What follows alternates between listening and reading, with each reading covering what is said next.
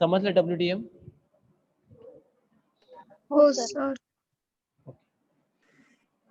मी आता परत एकदा सांगतो, परत लक्षात घ्या. FDM पण सांगतो, WDM पण सांगतो. There are three types of multiplexing. First is FDM, second is WDM, third is TDM. Right? In FDM, that is in frequency division multiplexing. Suppose we have three channels and we have to send it at a receiver transmitting end. Then what we done? We divide the signals into the number of bandwidth. If we have a bandwidth of 20, then and we have 5 signals, then 20 divided 5, then we send our each signal with the 2 bandwidth at the transmitting end. ठीक आहे. Suppose आपल्याला 20 ची bandwidth आहे, 20 Mbps ची bandwidth आहे, आपल्याकडे 5 signal आहे, तर आपण काय करू, 20 डिवायडेड 5 म्हणजे 2 Mbps आपल्याला प्रत्येकाला बँडविड्थ मिळते आहे. तर ते बँडविड्थचे सिग्नल्स आपण काय करू, 2 Mbps थ्रू चॅनलने आपण मल्टिप्लेक्सर टू डिमल्टिप्लेक्सरला पाठवा, म्हणजे रिसिव्हिंग साईडकडून ट्रान्समिटिंग एंडला पाठवणार. WDM मध्ये काय करतो आपण, WDM is a wavelength division multiplexing. WDM मध्ये आपण प्रिझम थ्रू काय करतो की सिग्नल्स कंबाईन करतो. कंबाईन केलेल्या सिग्नल्सला आपण कंपोजिट सिग्नल बनतो आणि ते सिग्नल्स मल्टिप्लेक्सर थ्रू डिमल्टिप्लेक्सरकडे फायबर ऑप्टिक केबल थ्रू पाठवतो. ते सिग्नल सगळे एकत्र असतात. मग ॲट द ट्रान्समिटिंग एंडला डिमल्टिप्लेक्सर म्हणून एक परत प्रिझम यूज केलेला असतो. त्या प्रिझम थ्रू परत जे काही सिग्नल्स आपण कंबाईन केलेले आहेत ते सिग्नल्स आपण डिवाइड करतो आणि पुढे ट्रान्समिट करतो. This is done using prism, right.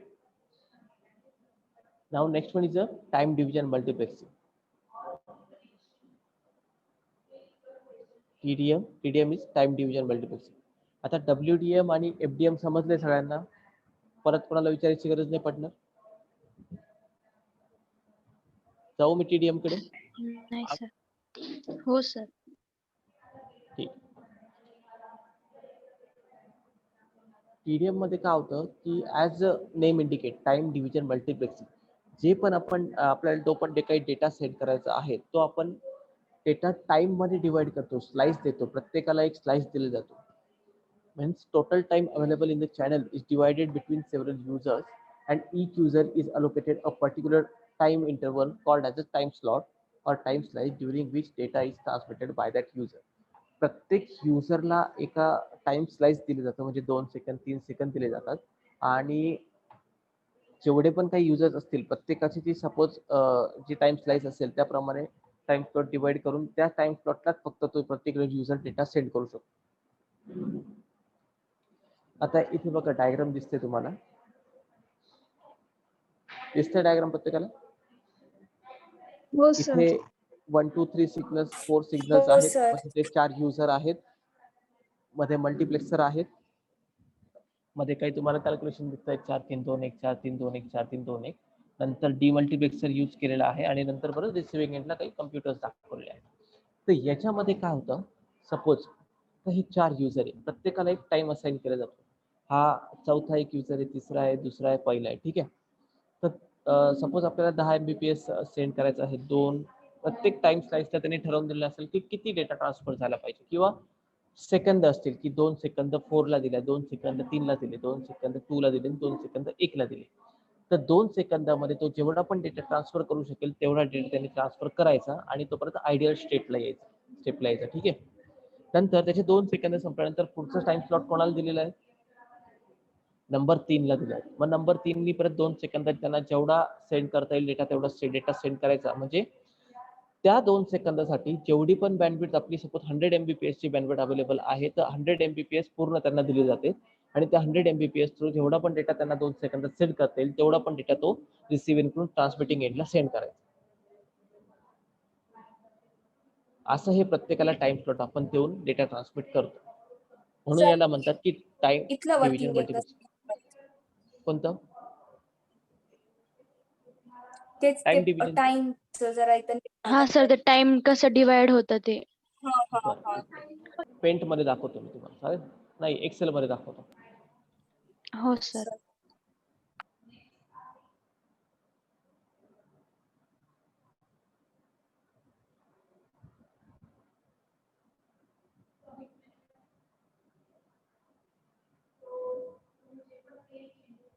दिसते का स्क्रीन? नाही.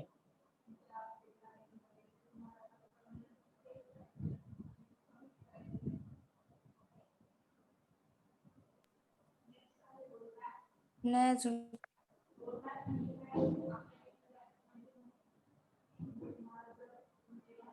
दिसली? हो सर. हो. हो सर. इथे चॅनल और सिग्नल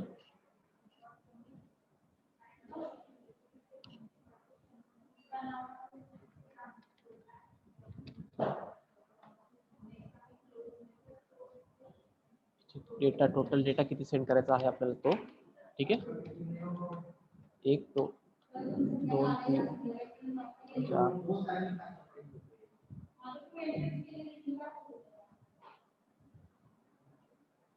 5 3 3 आणि 5 हा डेटा आपल्याला सेंड करायचा आहे. ठीक आहे. आपल्याला टाइम स्लॉट दिला आहे 2 सेकंद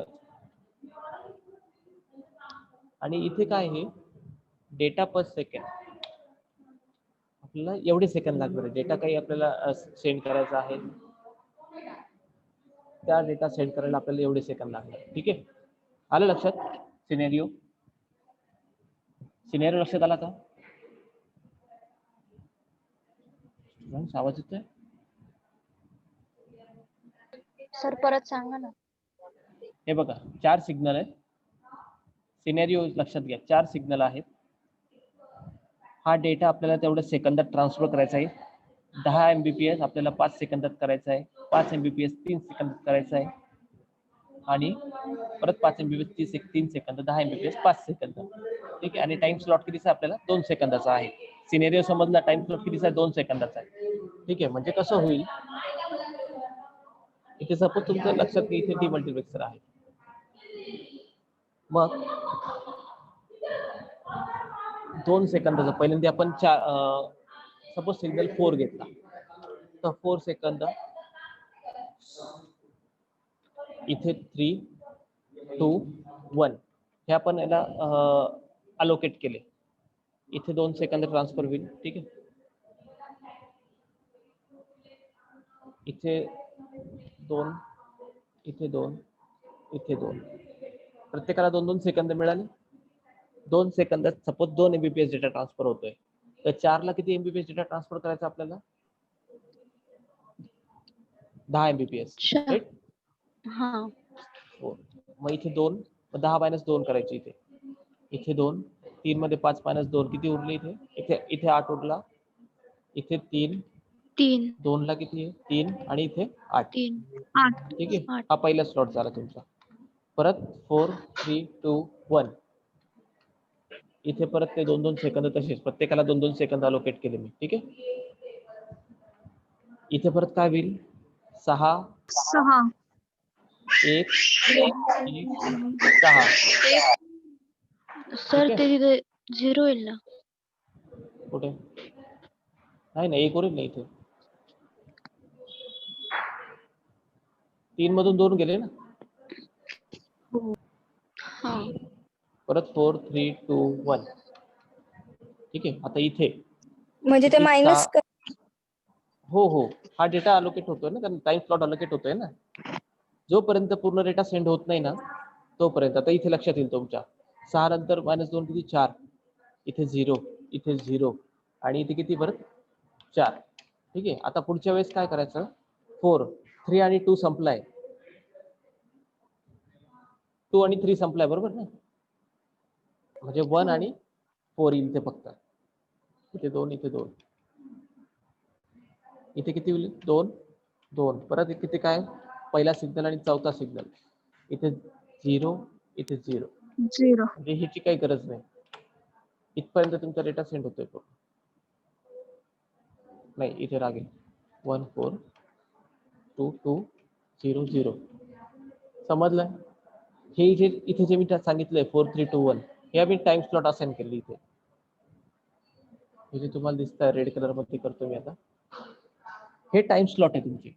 जे तुम्हाला इथे जे दिसतंय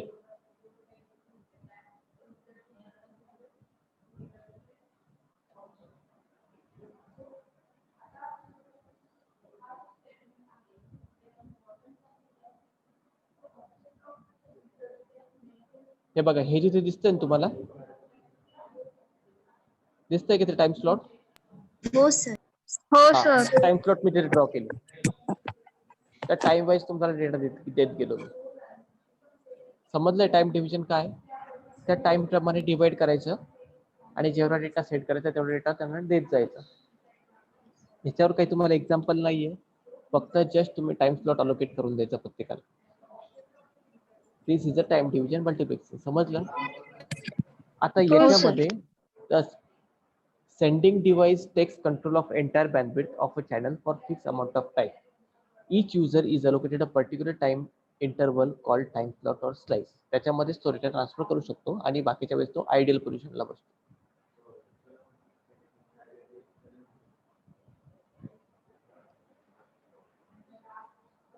And TDM is only used for digital signal multiplexing. जिथे पण आपल्याला डिजिटल सिग्नल ट्रान्समिट करायचा आहे तिथेच आपण टाइम डिव्हिजन मल्टिप्लेक्सिंग वापरू शकतो. ठीक आहे, समजलं टीडीएम काय? हो सर. Yes sir. लिहिता येईल? हो. Now there are again two types of TDM. First is synchronous TDM and second is statistical TDM.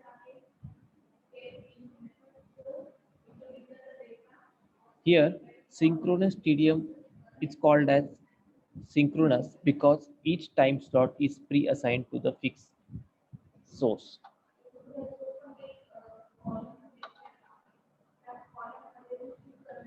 Synchronous TDM and statistical means asynchronous TDM.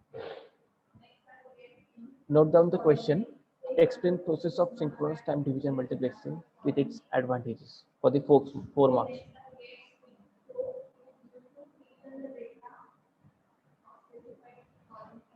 Synchronous TDM मध्ये काय होतं? In synchronous TDM, each device is given the same time slot to transmit the data over the link, irrespective of the fact that device has any data to transmit or not. Hence the name synchronous TDM. Synchronous TDM मध्ये काय होतं की suppose आपल्याकडे 4 sources आहेत, त्यांना data transfer करायचा आहे. 4 सोर्सेसला equally time division timely slot दिला जातो. म्हणजे जर आपण ए ला 4 स्लॉट दिले आहेत तर बी ला पण 4, सी ला पण 4 आणि डी ला पण 4 असे स्लॉट केले जातात. त्याच्यात in respective of what they have data to send or not, म्हणजे त्यांच्याकडे डेटा सेंड करायला आहे की नाही आहे ते काहीच बघितलं जात नाही. इन रिस्पेक्टिव्ह ऑफ दॅट आपण तो टाइम स्लॉट अरेंज त्याला दिला जातो. पण याच्यात काय होतो, टाइम वेस्ट होतो. म्हणजे जर एखाद्या सोर्सला डेटा ट्रान्सफर करायला डेटा नाहीच आहे तरी पण आपण त्याला टाइम अलोकेट करतो आहे तर तो टाइम आपला वाया जाणार आहे. बरोबर बरोबर आहे. म्हणजे सपोज तुम्हाला आता एखाद्या आवाज ब्रेक होतोय क्वेश्चनचं सर.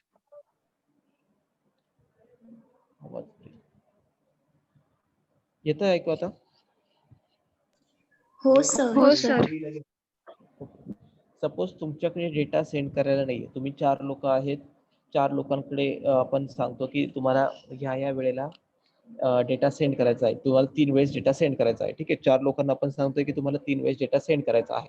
पण तुमच्याकडे 3 लोकांमधून फक्त 2 लोकांकडे डेटा सेंड करायला आहे आणि एकाकडे काहीच नाही. तरी आपण काय करतो, एकाला आपण ती टाइम स्लॉट असाइन करणार आहे आणि त्याचा टर्न आले की आपण त्याला विचारू, भाऊ तुझ्याकडे डेटा आहे का सेंड करायला? तो म्हणेल नाही, माझ्याकडे डेटा सेंड नाही करायला. मग त्याच्यात जो टाइम वेस्ट होतो विचारण्यात, हा टाइम इथे वेस्ट होणार आहे. म्हणजे ABC या ABC तिन्ही लोकांना एक इक्वली 3-3 मिनिटाचा किंवा 2-2 सेकंदाचा टाइम स्लॉट दिला जातो. याला म्हणतात सिंक्रोनस TDM. म्हणजे सगळ्यांना सारखी वागणूक दिली जाणार. तुमच्याकडे डेटा आहे सेंड करायला किंवा नाहीये तरी तुम्हाला टाइम स्लॉट असाइन होणार. ठीक आहे, याला म्हणतात सिंक्रोनस TDM. आलं लक्षात? हे बघा इथे डायग्राम आहे. हो सर. इथे ABC रिसोर्सेस आहेत, इथे त्याला ABC frame 1, frame 2, frame 3 time slot आपण प्रत्येकाला असाइन केलेले आहेत सारखे. ठीक आहे, पण इथे काय पहिल्यांदीच ह्या फ्रेम मध्ये ही पहिली फ्रेम आहे ना, तिथेच B1 चा डेटा संपून जाणार. B1 कडे डेटा थांबणार नाही. बरोबर, B1 कडे काहीच डेटा नाही आणि इथे दुसरी फ्रेम येणार आहे तेव्हा A2 आणि A3 कडे फक्त डेटा सेंड करण्यासाठी आहेत. तरी पण आपण इथे B2 ला डेटा टाइम स्लॉट असाइन केलेला आहे त्याला म्हणतात सिंक्रोनस टीडीएम. हॅलो, आलं लक्षात सिंक्रोनस टीडीएम काय? हो sir. Okay, now asynchronous TDM. Asynchronous TDM म्हणजे काय असतं की प्रत्येकाला समान प्रकारचं आपण जे इथे अलोकेट केलंय सिंक्रोनाइजली आपण टाइम स्लाइस असाइन केलेले आहे. इथे तसं नसतं. इथे स्टॅटिस्टिकल टीडीएम किंवा असिंक्रोनस टीडीएम याच्यामध्ये काय असतं, the time slot is allocated dynamically, means time slots allocated only on demand. म्हणजे आता इथे आपण बघितलं की एबीसी 2 एबीसी 3, ठीक आहे. याच्यात काय झालं, B1 नी पहिल्याच फ्रेम मध्ये डेटा सेंड करणं कंप्लीट केलेलं आहे, तरी पण इथे B2 ला B3 ला डेटा आपण सिंक्रोनस टीडीएम मध्ये सेट केलेला आहे. तर असिंक्रोनस मध्ये कसं होईल, ज्याला डेटा सेंड करायचा आहे त्यालाच फक्त अलोकेट होणार आहे. म्हणजे जर बीचं ट्रान्समिटिंग संपलं आहे आणि बीने सांगितलं की मला आता अलोकेट नका करू टाइम स्लॉट, आणि सीने सांगितलं की मला जास्त डेटा ट्रान्सफर करायचा आहे, मला टाइम स्लॉट अलोकेट करा, तर तो जो बीचा टाइम स्लॉट आहे तो सीला दिला जाईल. याला म्हणतात असिंक्रोनस टीडीएम किंवा statistical TDM. The time slot is allocated only on demand.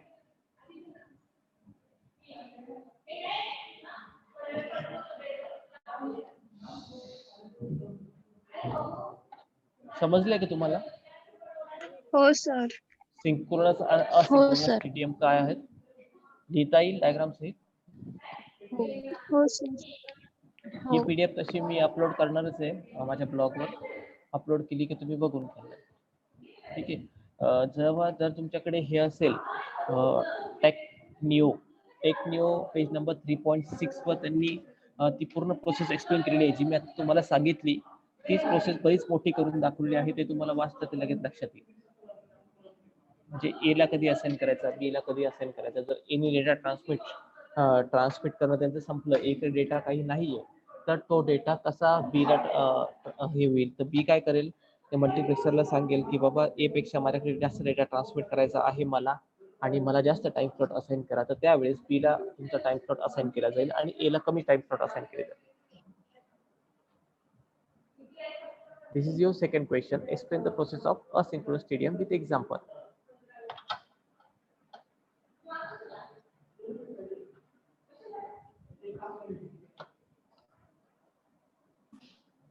सगळ्यांना समजले? मानसी बोरसे, स्वाती बोरसे, नंदिनी चव्हाण. हो सर. हो सर. हो सर. अथर्व, घाडगे सिस्टर्स, योगेश, हो सर, समजले.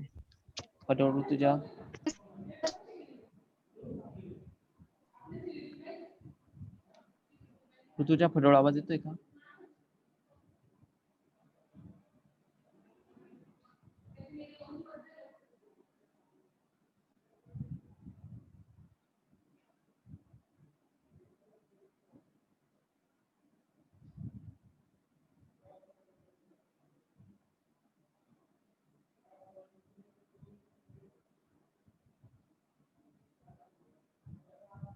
ओके, आता पुढचा कोणता टॉपिक आहे जो तुम्हाला अडचण देतोय?